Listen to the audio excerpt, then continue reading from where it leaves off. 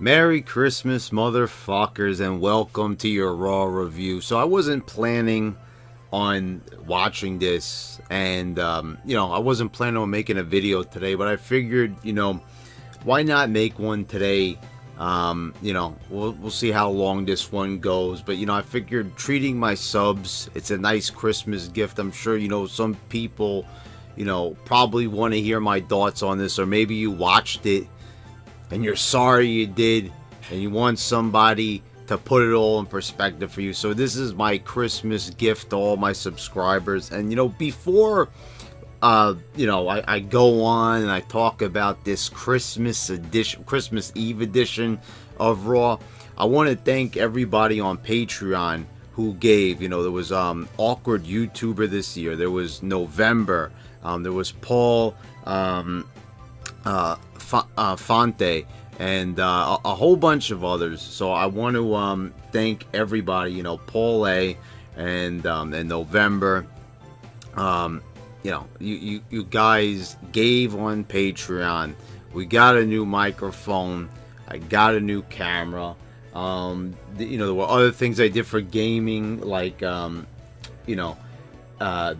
capture card. So like all of that, kind of like reimbursed me for it. I came on here early in the year and I said I was gonna widen the scope of the channel, and also I plan on doing a video. I have been hearing the request the past few days with Christmas. I wasn't really responding to messages as much. I responded to a few comments on YouTube, but I did hear the requests. November, I got your message on Instagram about the whole guy in Chile with the cats. I'm gonna see if I can make a video about that, but they've already pretty much started rectifying that situation. It's a little bit disappointing at how slow it was handled by YouTube. But I will also be making a video because it's very entertaining to me. Soldier Boy's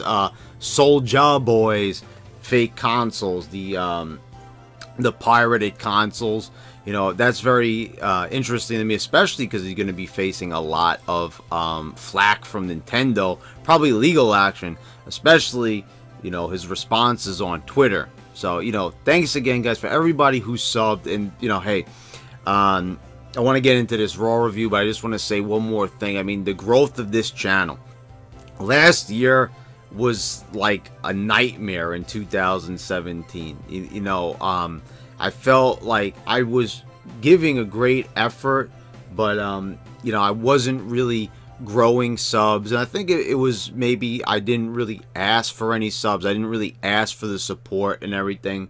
And I see that maybe that might be more important to just kind of put it out there, because the last thing I want to do was like the same thing like opening Patreon. I didn't want to do it. I feel funny about those types of things. And then some people said like, well, people want to support you, so you should go ahead and do it. And I ended up doing it, and I appreciate everybody for that. But like I said, they you guys put me not only above 6K this year, but now we're almost on to 6.2K, and I think that we'll probably get there. I want to say, let's set a goal maybe like by the end of January, because I've got a few videos planned, and especially a big game review coming up.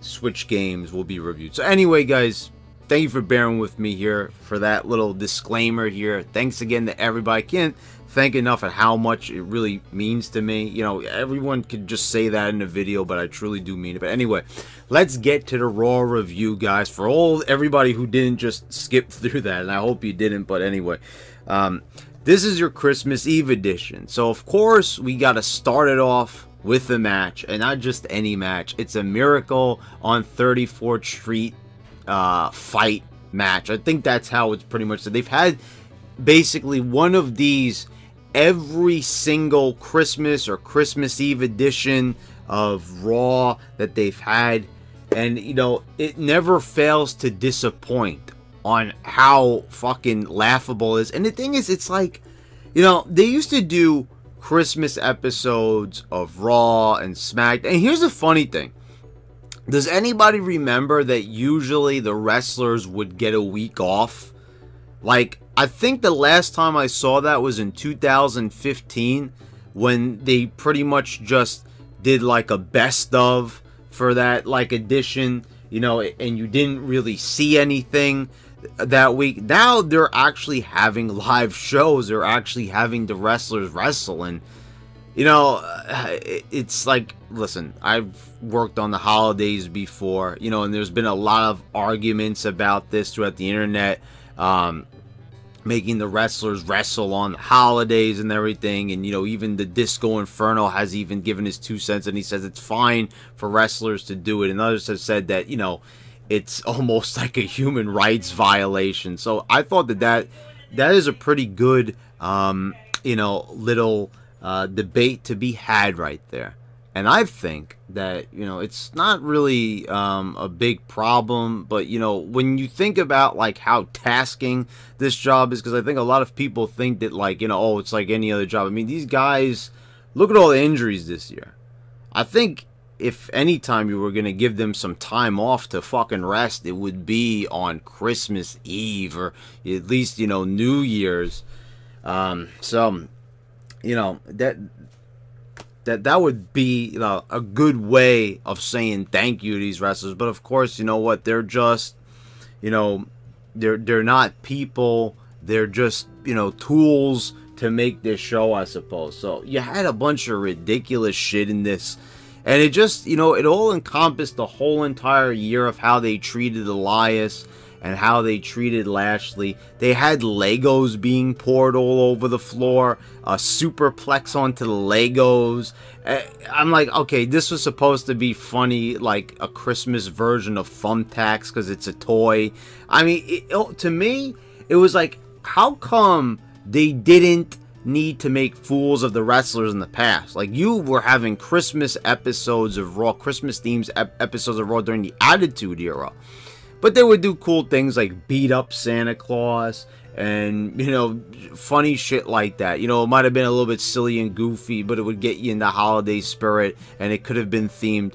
And, you know, they used to have, like, the Santa's little helper matches. They used to dress up the divas in these little skimpy Santa outfits. And, you know, it just felt very Attitude Era-ish. It felt, they even did that during the Ruthless Aggression era.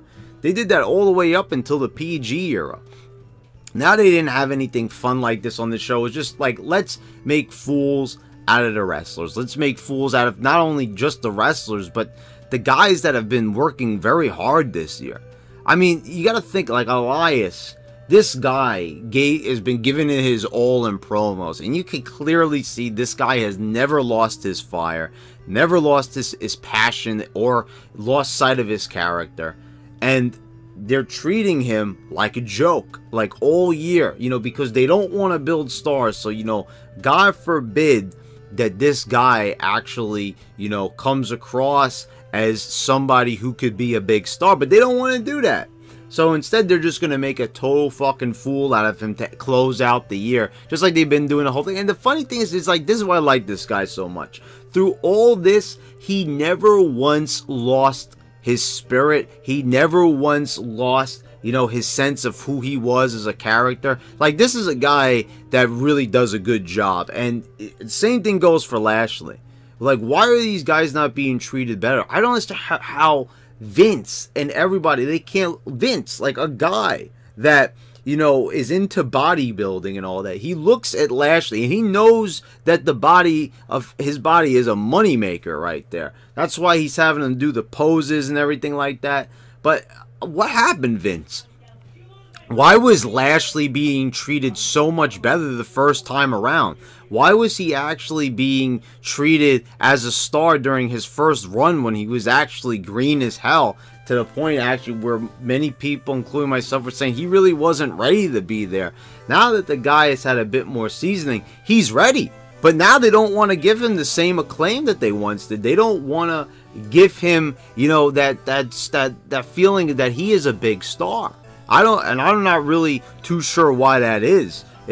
But then again, I look at everybody else. I look at everybody the whole entire year, how they've treated them, and I'm not really too surprised anymore. I mean, it's just basically they're just wasting time with all these guys. The years are ticking by. Like I said, Elias has actually been in this company for almost 2 years now, and they haven't done a goddamn thing with them. And it's really disappointing because you have somebody that's so good that really could be your next big star. He's gone out there, promo after promo, segment after segment. He's done his thing. He's done everything that's been asked of him.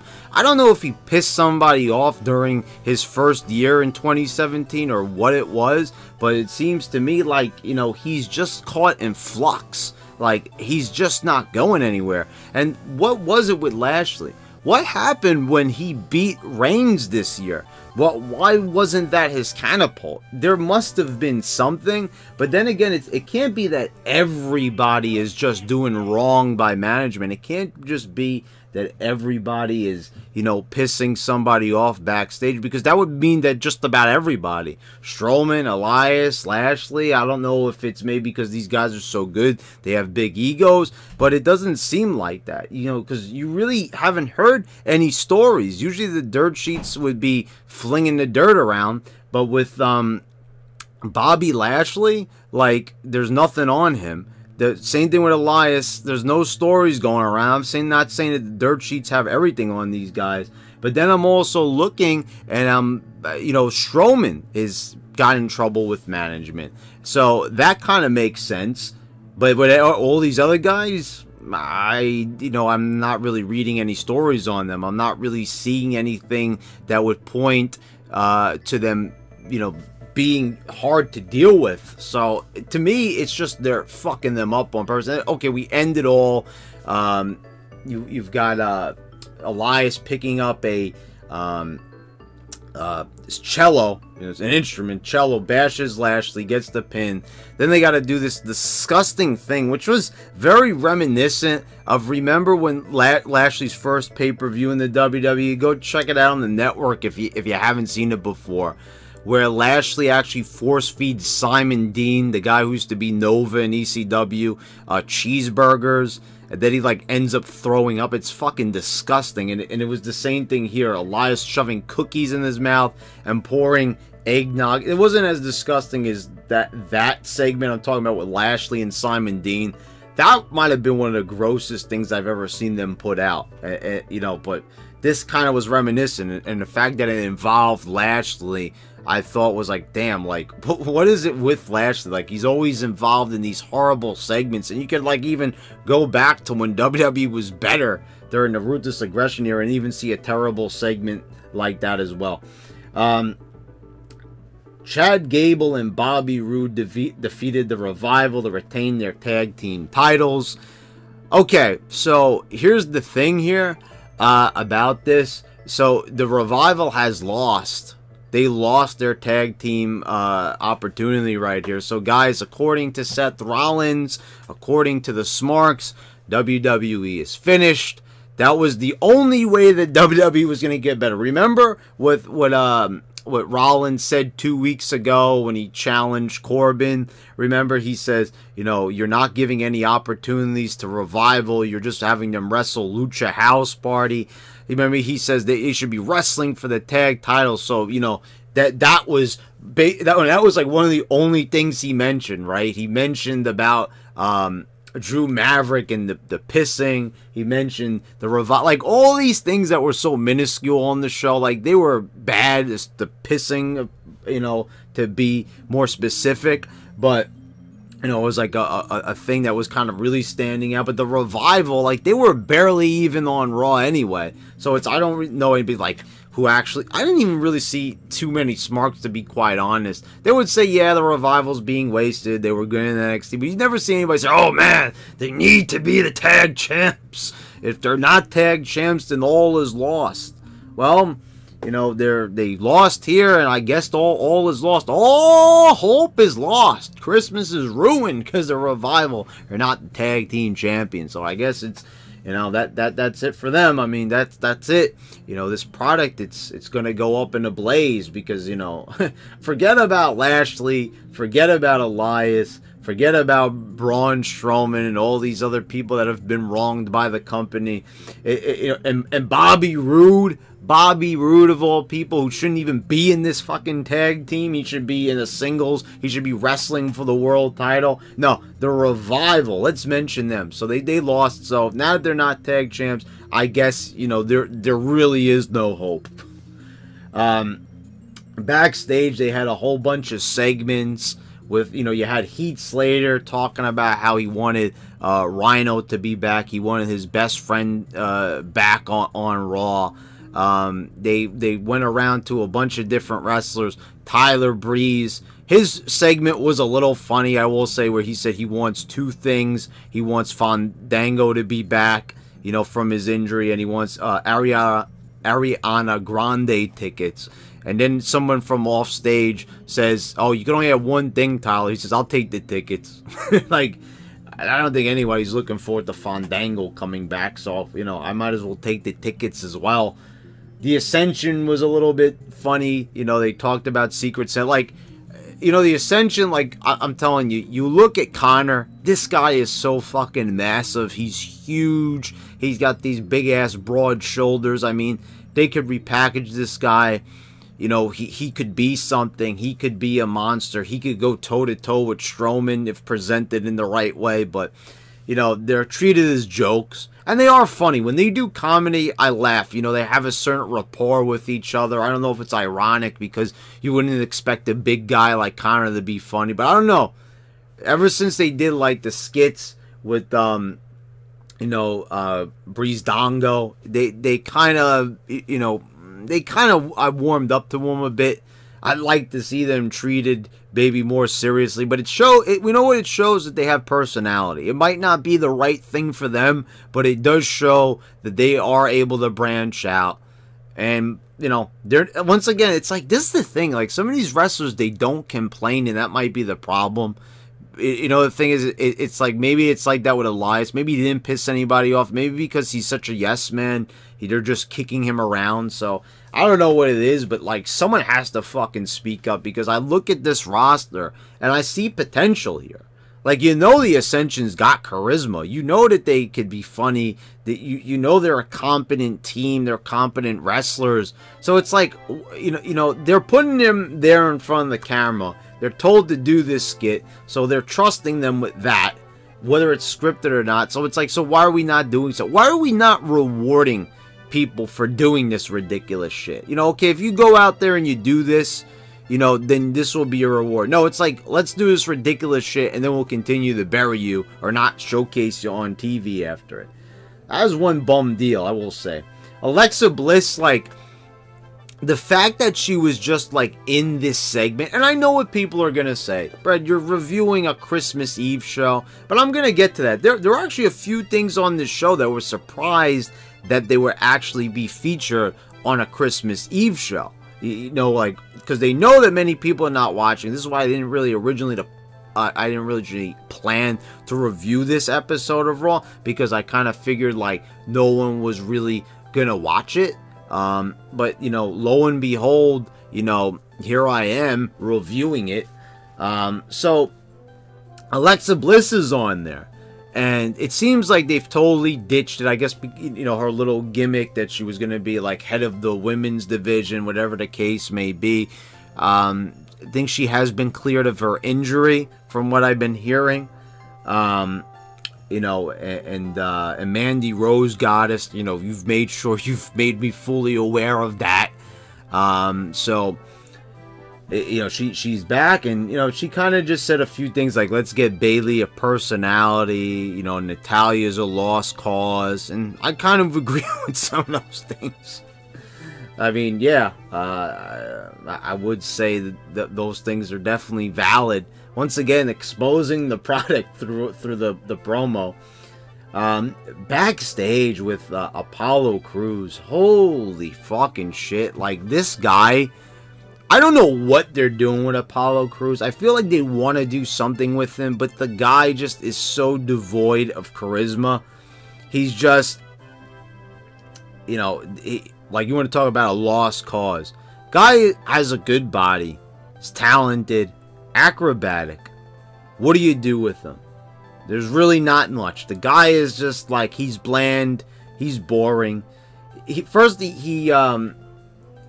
I forget what backstage thing came first, but you have him like with the B team, and they offer him like a t-shirt that's been drawn with a Sharpie, and he's like, no thanks guys, I did my Christmas shop. It's like, what was that segment? Was that supposed to be funny or whatever?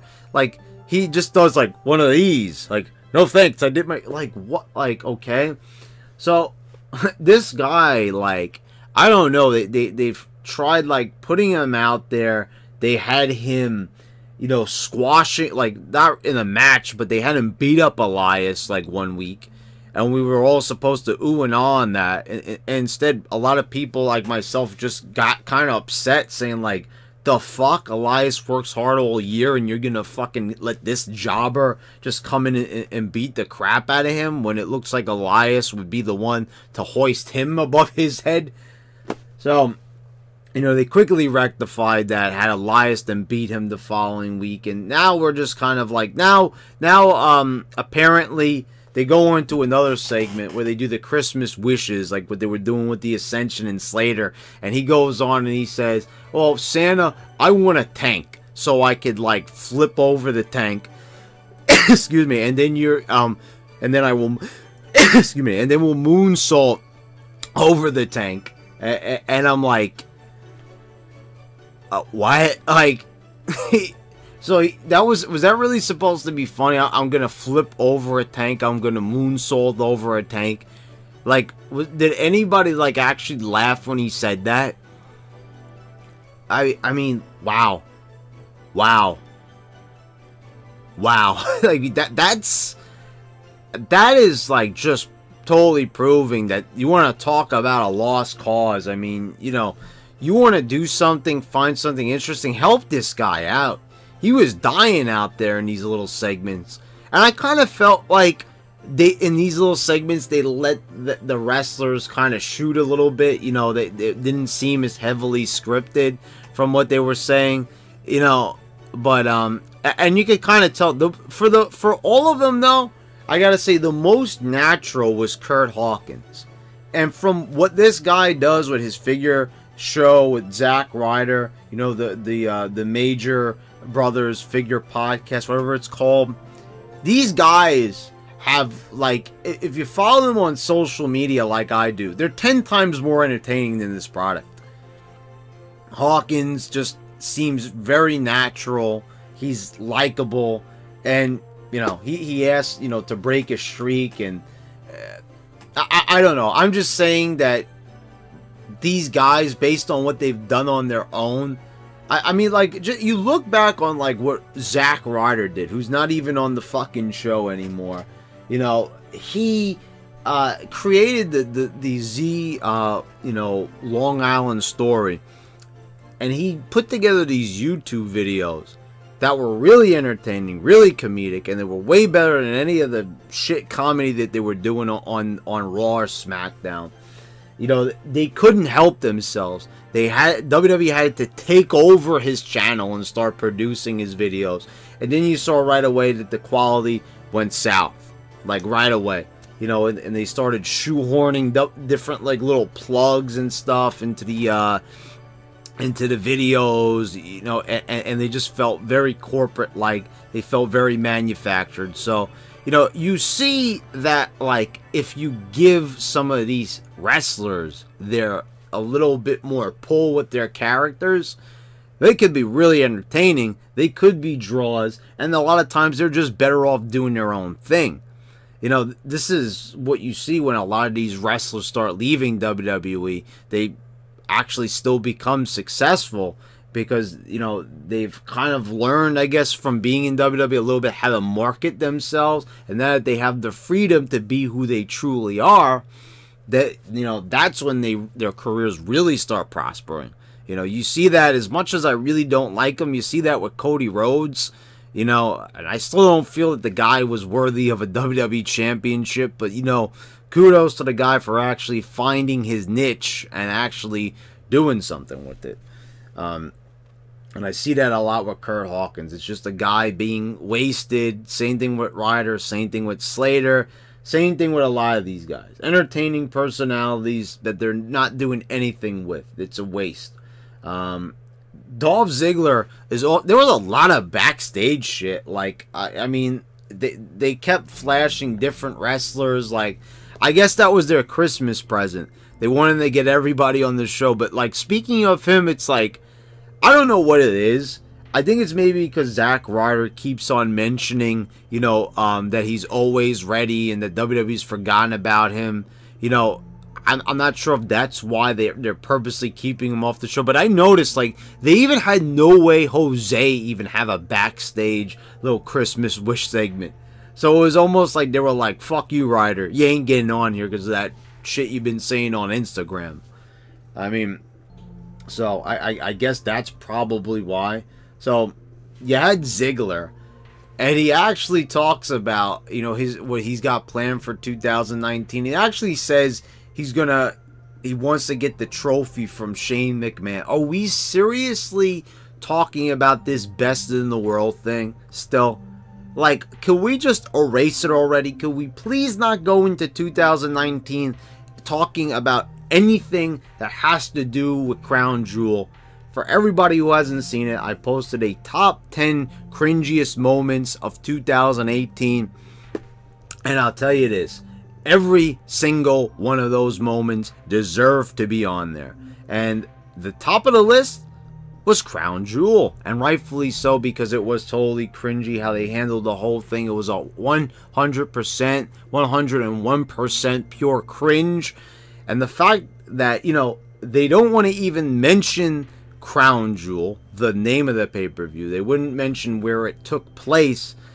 And they still want to keep attaching this stupid trophy storyline. This dumb trophy that doesn't even mean jack shit. What does it even mean? And they're still talking about it. They're still, you know, focusing on it. It's barely even focused on SmackDown. Besides a 1 minute like segments with the Miz talking about it and Shane McMahon like not taking care of the trophy and all this like weird stuff with the trophy and everything. I don't know what it is. You know, the Miz is very affectionate towards it. Whatever the case may be, can we really just forget about?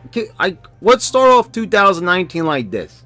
Forgetting about every single thing that happened in 2018, because pretty much all of it was fucking bad. So can we at least just head in to 2019 not thinking about anything that this terrible product, you know, regurgitated up?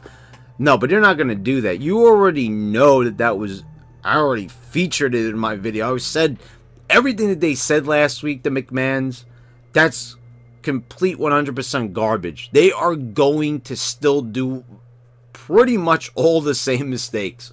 They're going to do 99% of the same things, and they're going to sprinkle a few new faces just to shut everybody up. Your ratings are going to be so fucking low. I don't even want to know what the ratings were for this show. They're probably fucking horrendous. I'm just going to say that much. They're probably going to be really fucking bad. Why? Because it was Christmas Eve, and if you think about it, if the shows leading up to this week, you had last week where the ratings slightly went up by 10%, but come on, if you're really expecting anybody to be watching this fucking show, then I don't know what to tell you. So the beat, well, first, yeah, the lead-in from Ziggler, talking about a trophy. Then we go to Balor, Ziggler, and Drew McIntyre in a triple threat match. So, we've already exhausted Ziggler and Drew and Balor and Drew McIntyre. And we've already had Drew McIntyre getting pinned by Balor, pinned by Ziggler. Ziggler, like right here, is talking about the trophy already, and now he's back to focusing on Drew. The trophy is on SmackDown, okay? So it's like, why is he even focusing on that if they're not ending this stupid fucking brand extension? then why even mention it? Why even talk about that stupid thing like that no one even cares about? No one's going to be interested in that storyline. If they even end up even pursuing that, or that's just something he's mentioning in this promo and passing, I don't know what it is. I don't, you know, some of this backstage stuff was a little bit odd to begin with, you know, maybe it was just them shooting, but so we've already made a fool out of Drew McIntyre. He's becoming a star. He's getting, you know, too big for his britches. How dare he become a star? How dare the crowd like him? How dare people, smarks and casuals alike come together and actually want to see Drew? You know, you're not going to push Lashley. You're not going to push Elias. You're not going to give Strowman a title. You know, you're not going to do any of those things. You're not, you know, you're not going to do anything with The Miz, you know, who's been trying so hard to be the best heel he possibly could be. And, you know, you're not going to do anything with them. So maybe Drew McIntyre is going to be the one to be the star. Nope. They ain't going to make him a star either. They're like, fuck you. You ain't going to be a star. Not while we're around. We are not making him a star. You got that? Not over my dead body, McMahon says. Like, you know, once again, another wrestler with an incredible physique, incredible, you know, athletically. Like, this guy moves around, one of the most agile guys this size. I mean, he's 6'6", 6'7". You know, same thing like Elias, no small guy either. Like, right now, you actually have some really, like, big dudes that would have fit in well with the Ruthless Aggression or Attitude Era. But you notice, like, those guys are getting shitted on the most, and maybe that's it. Maybe because they're too reminiscent of, like, Attitude Era stars. I don't know what the case is here. But, you know, we got to make sure that, again, he doesn't lose a match. Okay, so, you know, again, that he loses, and he loses again. Okay, he didn't get pinned this time, but they made him look like a fucking idiot. He gets knocked to the side by these little dudes, and then Balor ends up getting the stupid, you know, 3-year-old stomp on, what do I mean by 3-year-old stomp? I'm talking about the fact that the guy jumps up and down like a 3-year-old toddler. That move, could we just, you know, revisit it one more time before this year ends? The fact that move is such fucking garbage. It looks horrible. It looked bad when Del Rio did it. It looks bad when, you know, who started really doing that? Like, I think it was Eddie Edwards in Ring of Honor, or his tag team partner, whatever the hell it was. That move always looked like shit. You know, stomping with both your feet. And it's just a stupid move. Because, like, after you do it, you fall down. Because, like, there's no way of really, like, making that move look good. I mean, like, you fall on your ass after doing the move. It just looks terrible. So he gets the win there. And, you know, then Drew ends up beating Ziggler up after the match. You know, when Drew keeps on saying, I'm going to save this place, I'm going to save this place. It kind of makes it hard for us to, like, believe that. You know, that was kind of cool when they had him shoot a little bit, like, you know, nobody looks like me anymore in WWE. I'm here to save this place. You know, if they had this guy stay consistent, you know, and they didn't have him lose to Balor and Ziggler, we could have maybe started to forget the recent months, how he was just Ziggler's lackey, pretty much. We could have overlooked that and said, okay, now he's getting on the right track. But now you're having him job out constantly, so it kind of makes it very hard for us to kind of believe that. Vince McMahon. They had some shit with the B team, you know, they were singing the 12 Days of Christmas, you know, they talked to Apollo Crews, I mentioned it before, and they were like tiring themselves out. Really horrible stuff that wasn't even funny. Then we've got Vince McMahon dressed up as Santa Claus. And boy, oh boy, you know, he talks about John Cena. So John Cena is coming back.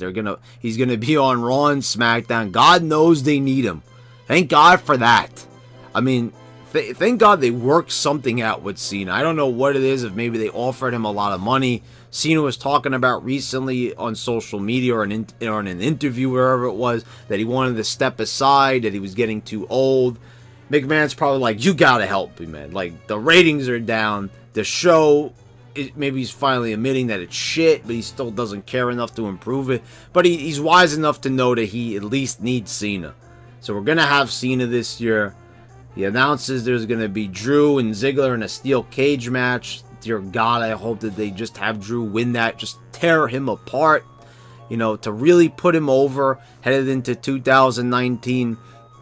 But, you know, who, like, seriously, like, am I really hoping that anyone is going to get over? Like, aren't we kind of past that stage of, like, hoping that someone is going to look good and get over in this company? Because that really is just, like, so hollow. Like, me saying that, you could, like, you know, you could hear the vibrations, like, inside of that, you know, that claim. It's like, hello, there's an echo, because, like, it's hollow. Like, we know there's not going to be any new stars. We know that the ratings are going to drop even further in 2019. The more and more we get closer to to them being on Fox, the closer and closer to we get to Vince McMahon rebooting the XFL, you know, and it going live on TV. The more and more they're going to give less a shit about this product, which is kind of confusing, because you thought with the Fox deal they might want to put their best foot forward, especially when Fox actually wants this show to be a certain way. They're really like doing a horrible job. Like, McMahon, I mean, I don't know. You want to say that this guy is a great businessman, but whatever. So anyway, he makes a big announcement, which I couldn't believe that they announced this, like, in this style, like, all jokey with McMahon dressed up as Santa. We're gonna have the women's tag team titles. Like, you just throw it out there in a jokey segment like that. Now, I'm not saying that this isn't a joke, because quite frankly to me it is a joke, you know, in the sense of the word, because like I said, what tag teams? What are we, and what brand are they going to be on? Raw? So look forward to Bayley and Sasha versus the Riot Squad 1,000 fucking times. Mickie James and Alicia Fox. Like, are these the great tag teams we're going to see? These are going to be our Legion of Dooms and Demolitions. These are going to be our Rockers tag teams, like the British Bulldogs. Like, I mean, I have never seen a more barren wasteland where they're going to introduce titles and they don't even really have that many women when you think about it. If the roster was as big as the men's roster, then I could kind of see it. But they don't. They have, like, they have so much less. They have about a quarter of the roster of the men's. So, you know, think about it. They had to fill up the Royal Rumble with a bunch of legends and a bunch of people from NXT. So they're really going to have to start fucking throwing a bunch of people from NXT into the WWE. You know what that means? There's going to be a lot of greenies coming in. A lot of people who don't know what they're doing. You're going to have just... It's going to be a mess.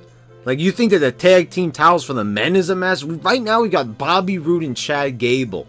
The most random fucking tag team, smiley tag team that there is. They couldn't even figure out what to do with the AOP, for God's sakes. And you're telling me you're going to give me this? This is... Like, hey, by the way, guys, we're having tag titles. Like, look how many times that this has been discussed. They didn't even have, like, a big segment, you know, with maybe the women, like, demanding the tag titles or whatever the case may be. You just had Bayley, like, you had Bayley and Sasha in the ring, and Sasha talked about wanting to win non-existent titles, and all of a sudden they become a reality.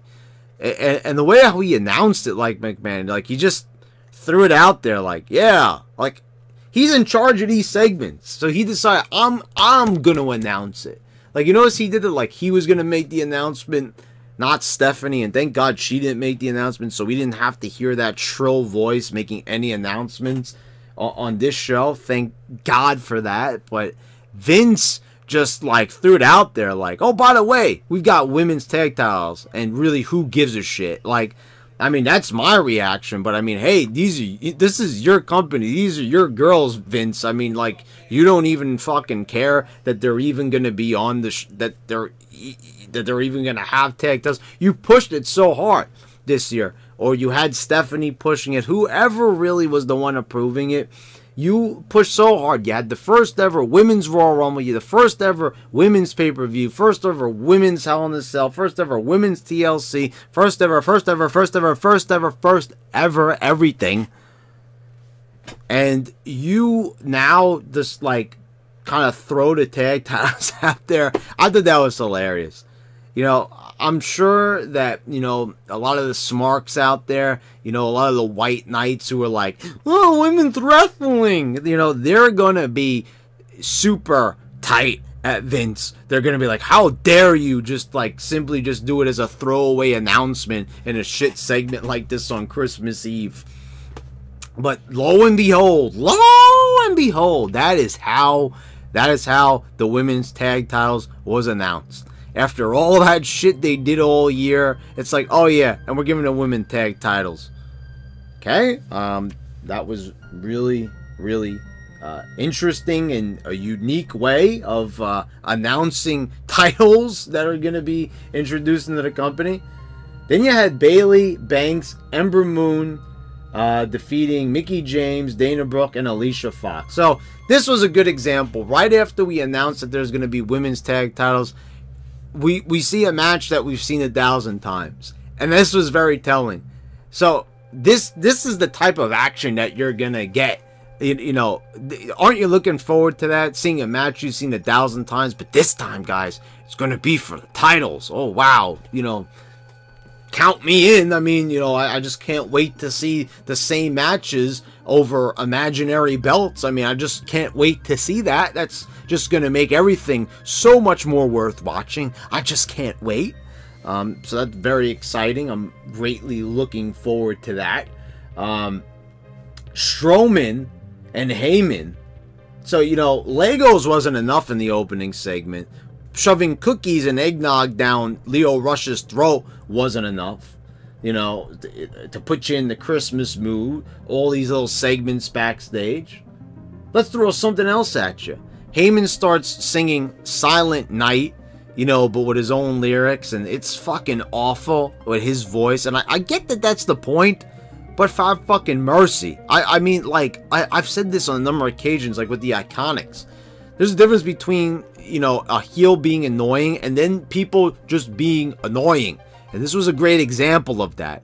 Like, Heyman just singing constantly for like 2 minutes straight, and then finally Strowman comes out, and then he wishes him Merry Christmas, wishes him Happy Hanukkah, then puts a red nose on him, and then puts antlers on him.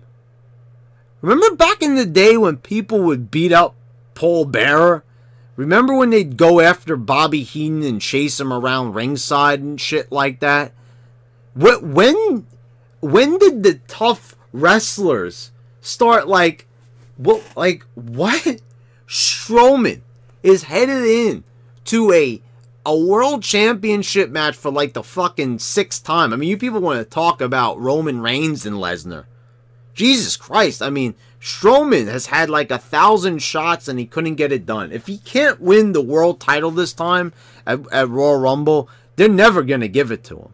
I don't even see what the point is. If he's such a bad, hard to deal with talent that he's always coming late all the time to the arena, you know, and I think like they said he leaves early also, then don't even bother.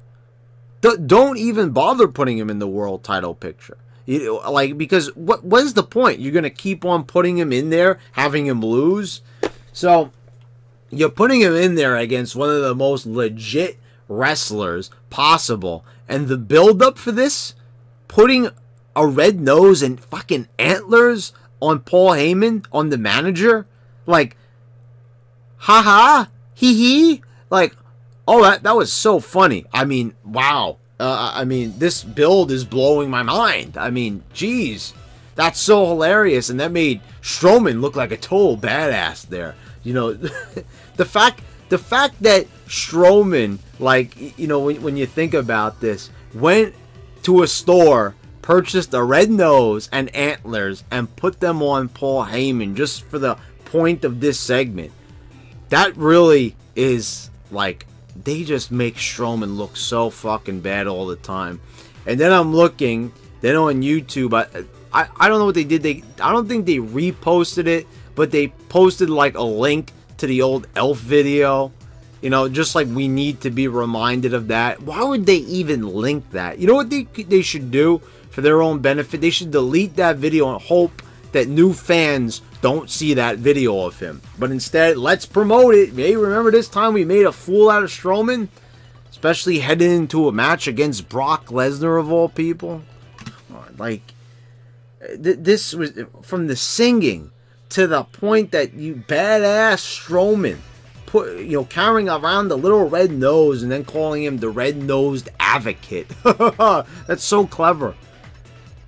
Ronda Rousey defeating Natalya for the women's championship. So you guys know, I'm a big fan of Rousey's work. I was very critical at the beginning of the year, but they just threw this match away like it was fucking nothing. I thought that they were going to have a heel turn and all that for Natalya, but instead we have a nice little friendly match. Natalya taps out. Then Rousey, looks like she's about to cry, but like, I'm sorry. I understand that they probably want to like make Rousey a role model and shit, but you can make her a role model without having her get all emotional. I've talked about this on a number of occasions. I don't want to be reminded of the Ronda Rousey that appeared on Ellen DeGeneres a few years ago. I want to be reminded of Ronda Rousey, like the first ever, multi-women's UFC champion. That's who I want to be reminded of. And when she's in the ring wrestling, I mean, she does things that others don't. She's probably the best worker out of all of them. And that's kind of crazy when you think about some of these other girls who have been in there for so much longer than her. When you think about it, Dana Brooke has been training to be a wrestler longer than Ronda Rousey. And, she's like 100 times better than her in the ring. Especially when it comes to selling. Especially when it comes to psychology. She gets it. So to have her like almost in tears hugging her best friend Natalya, first of all, I get it. Natalya helped train her, but to me, like, Rousey has really surpassed her in like every facet when it comes to just everything in the ring. Like, Natalya is a good wrestler, but Rousey just, the presence and everything, and just the way how she works aggressively. She just seems like she has more fire, more passion in the ring. And, I'm just saying, like, heading into 2019, they're not going to stop with the smiling. I know that.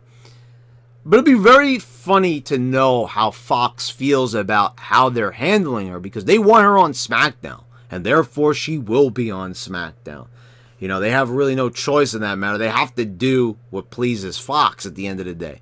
Now, I don't know, maybe when, they'll get a tape or whatever of Ronda, and they'll take a look at her. Am I really saying tape? And we're almost in 2019, whatever. They'll click on a video of Rousey, see her smiling, see her in tears. I'm very curious to see what they're going to think about that, especially, when they're probably familiar with her work in UFC to a certain degree, because it is Fox and the UFC and the deal. Well, I think they used to have. They might change that. We'll see. But Heath Slater has a match with Jinder Mahal for whatever reason. It ends in disqualification when Rhino returns. So Rhino returned dressed up as Santa Claus. Singh brothers attacked Slater. Rhino came in to save him. This whole thing has been super fucking weird with Heath Slater. Like, if you were going to fire Rhino and make his return triumphant, don't you think it would have been better to showcase them for several months leading up to him being fired?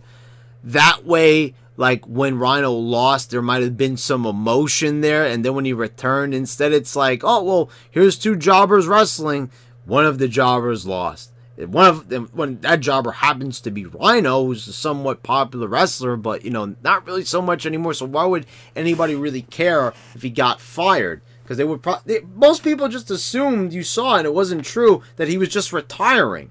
That wasn't the case. So it's like most people didn't care because they figured like, oh, he just wants to retire anyway. I was the one saying it was a pretty shitty way to give him a send-off, and thank God it wasn't actually a send-off. So Rhino's back.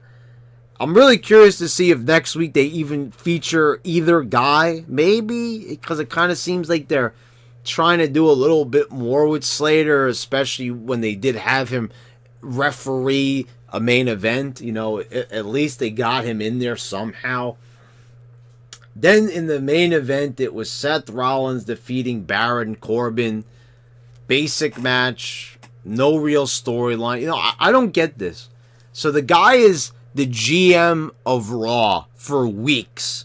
You know, all of a sudden, he's taken out of that position. And then, you know, there's not even any promo or any type of storyline with him. Dean Ambrose doesn't even interfere. Dean Ambrose had a backstage promo. That was it.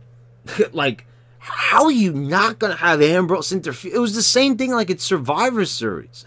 Like, and the same thing like when he beat him in a TLC match like 2 weeks ago. How are you not going to have Ambrose do a run in here? This is the perfect opportunity. You know, instead, oh no, we got to have one last match with Seth Rollins and Corbin to round out the year. What's the fucking point? What, like, why? I don't know. You tell me, guys. I'm honestly kind of lost here. Why they'd even bother? Like, this is how they want to cap off like 2019. Well, you know, this isn't the last show because I think what is it's New Year's Eve, or is it New Year's Eve is going to be the next Raw. So that will be the last one this year. I'm just saying, it's like, you know, how are you not going to have any story with Corbin when he was involved in whatever story you really had for the last year? You know, he was featured pretty heavily on Raw television, especially the last couple of weeks, and to just kind of have him a throwaway match. Oh, he was in the main event, though. It doesn't matter. This was just like, we already seen this match, and plus, you're going to put it out there again. It's just a cold match. Like, I don't know. Anyway, well, there's your Christmas Eve edition of Raw review. I hope you guys all enjoyed it. I hope you all have a Merry Christmas, and thank you for watching. So, you know, why don't you round out the year by finally subscribing to me if you haven't, and click the bell so you get all the notifications when I post all my new videos. Check out some of the other videos I've posted here. And guys, hope you all have a Merry Christmas. Thanks again.